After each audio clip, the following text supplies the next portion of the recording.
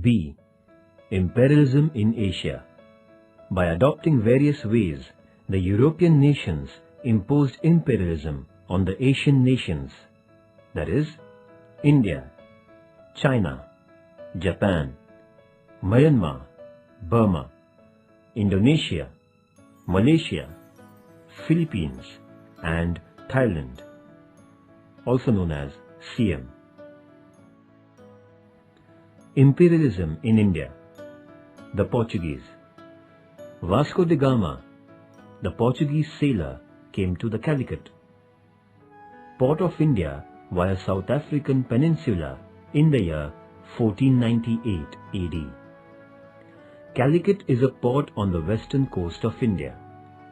Vasco da Gama was allowed business concessions by King Zamorian. The Portuguese initially had great importance in the Indian politics. However, the Portuguese tried to propagate their religion, expand their rule, and business at the same time. Therefore, they couldn't set up an empire in India. They got restricted to Goa, Diu, and Daman Islands only. The imperialism in China. China is the biggest nation in terms of population in the Asian continent. It was considered to be a dormant nation till the second half of the 18th century. The Chinese people believed their culture to be the most superior of all the cultures in the world.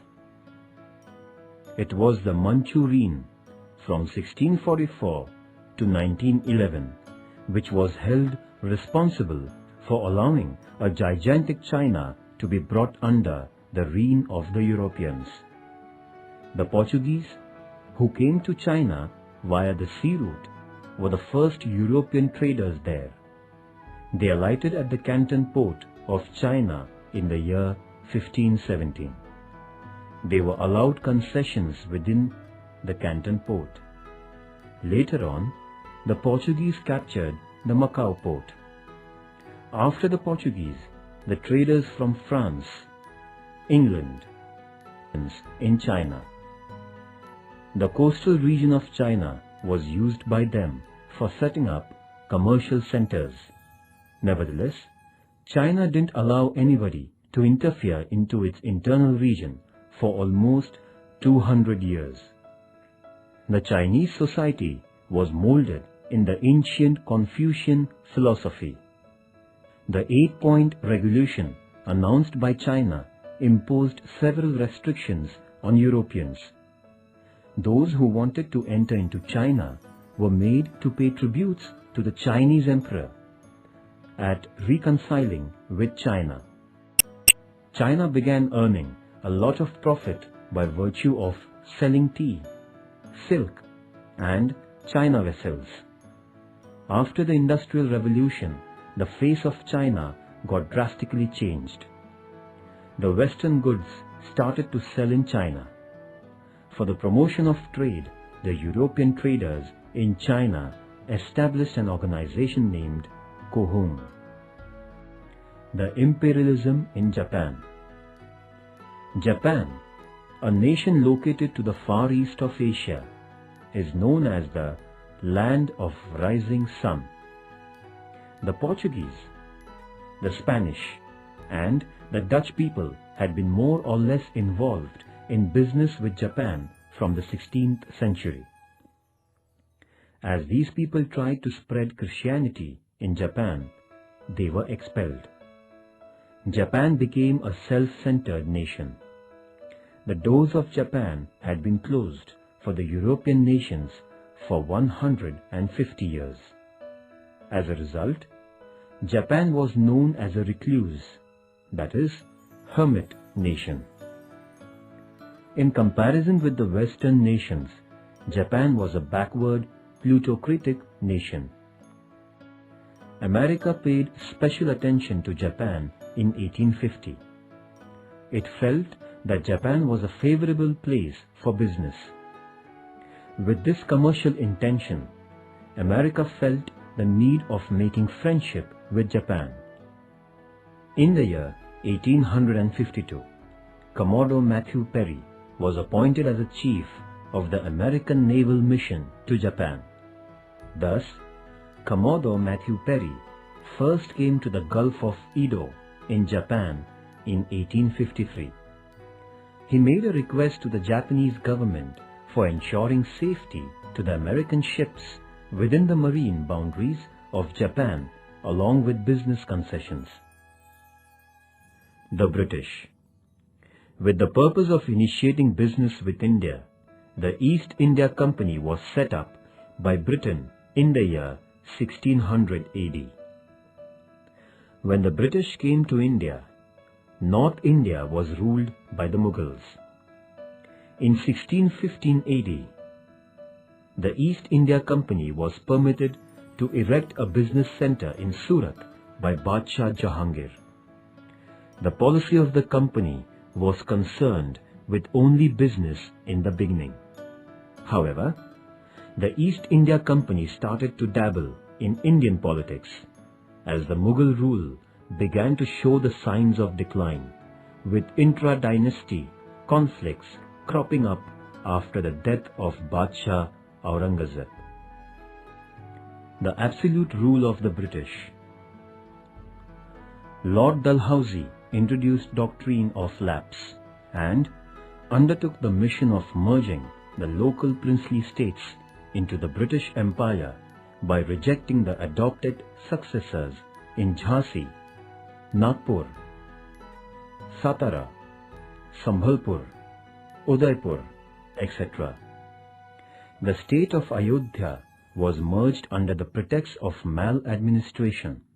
Other princely states were deprived of the periodic pensions and brought under the English Empire. Thus, in the 100 years between 1757 and 1857, almost the entire region of India was brought under the governance of England. The rise of British rule in Bengal. The British victory in the Battle of Plassey in 1757 and the Battle of Buxar in 1764 paved a way for the foundation of English rule in India. The expansion of British rule in South India.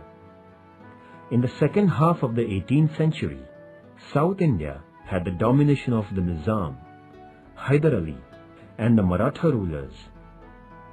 Hyder Ali was defeated by the British in collaboration with the Nizam and the Marathas.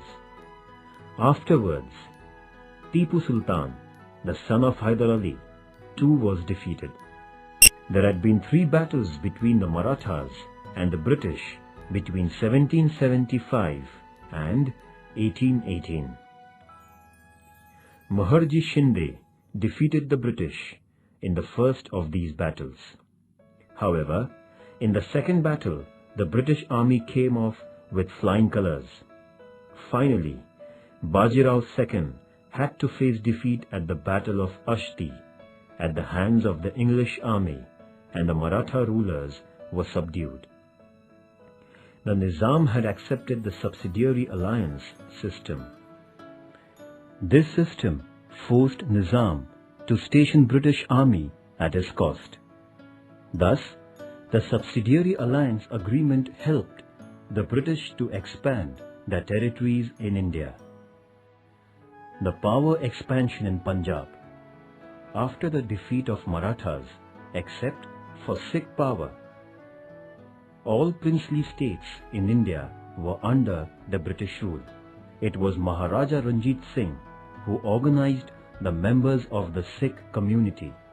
The East India Company was under the threat of the Maharaja. The British would not do any damage to the Sikh reign as long as Maharaja Ranjit Singh was on the throne. The Sikh Empire had spread in the regions of Punjab, Sindh, Kashmir, and areas in Pakistan. In the wake of Maharaja Ranjit Singh's death in 1839, the quarrels among the successors of the Sikh Empire became an advantage for the British. The English Empire won the vast region under the Sikh Empire between 1845 and 1849. The Karnataka battles between England and France. In the Karnataka region, there sprang up a conflict in the bickering business affairs between England and France on the one hand, and the politics at the court of the Nawab. On the other hand, all the first three battles fought in the Karnataka region were caused because of the rivalry between England and France. The first battle in this region was won by the French due to the bravery of their commander Dupleix, whereas the second battle was won by the British as their commander Robert Clive showed greater war strategy than his French counterpart could do, and the French had to bring about a treaty at Pondicherry with England. In the third battle, in the year 1760, England defeated the French army at Vandivash in Karnataka. As a result, there came into being a commercial domination of British. Thus, after the defeat of the French, the imperial roots of British got deeper into the Indian soil. The cutting of the Chinese watermelon. The imperial European nations acquired various commercial concessions from China. The economic domination of China by these nations can be seen as follows. First, England controlled the business and excise of China. Second, France had the Chinese postal service under its authority. Third, Chinese railways were dominated by Europe. China was divided under the power sectors of the imperial nations. This has been known as the cutting of the Chinese melon. America had an understanding that, like the African continent, China would be divided. The French. The French began their trade in India from the year 1625 AD. However, the French dominated Chandranagar, Pondicherry, Karaikal, Yanam, and Mahe. The Open Door Policy. America came out with its Open Door Policy in 1899 with the intentions of avoiding the actual political division of China and taking financial advantage. This policy consisted in equal rights for all nations to trade in China. All the imperial nations had given green signal to the American decision. However, Russia refused to comply with America and China remained undivided. But in the following years, the imperial nations exploited China to a large extent. The First Opium War. The British merchants used to sell the opium got from India in China. The Chinese government, however, was against this business. But the European traders continued smuggling opium into China. The Chinese people would buy opium by exchanging silver, causing a stream of silver export to England. The First Opium War between England and China began in the year 1840. The war saw the defeat of China, compelling the Manchu Empire signing a treaty with England. It was called the Nanking Treaty, which was signed in 1842. According to the treaty, England was given the control of 4 ports along with Canton Port. England won the Hong Kong Island. Taking advantage of this development, in the following 10 years, America, France, Belgium, Holland, Portugal, and Russia sought commercial concessions from China. The Second Opium War. In the year 1856, England and France had a war against China. This was called as the Second Opium War. This war came to an end with the defeat of the Manchu Emperor and the Peking Treaty. By this treaty, another group of 6 Chinese ports were opened for the foreign traders. The business of opium was given permission. The foreign envoys were allowed to stay in Peking. The Christian missionaries were now given security and freedom of spreading their religion. Russia attacked China in 1860 and won the Amur Sea coast of China. The fact was that the European nations had divided the vast region of China. Japan too defeated China by waging a war on it in 1894 and 1895. Japan had a part of Chinese region under its command. The Dutch. The Portuguese were followed by the Dutch in India. The Dutch too were interested in business. Thus, all that they could do was to establish their control over the Southeast Asian islands only. The Kanagawa Treaty. Considering the extent and strength of Perry's navy, then the Japanese Prime Minister Tokugawa Shogun signed a business agreement with America on 31st March 1854 at Kanagawa. According to this agreement, 1. America was allowed entry to the Shimonda and Hakodate ports for procuring wood, coal and water. 2. American envoy could stay in Japan. 3. The American sailors in distress should be given Japanese assistance. 4. America was allowed to do business in Japan by the local rules and regulations. In this way, the non-aligned status of Japan came to an end, and the decline of Tokugawa Shogun began. England, France, Russia and Holland desired to acquire business concessions in Japan, like America.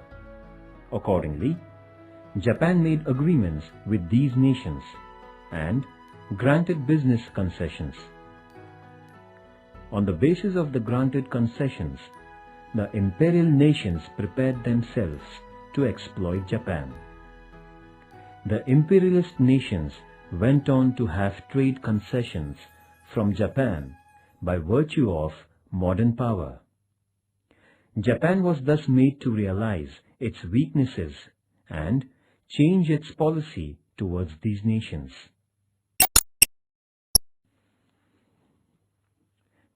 It was during this period that the unrestrained shogun governance was subverted by the Meiji Revolution. Japan modernized itself by drastically changing the economic, political, and social fields, seeking motivation from the scientific and artistic development with which the European nations had defeated Japan. After modernizing itself, Japan endeared the policy of imperial expansion.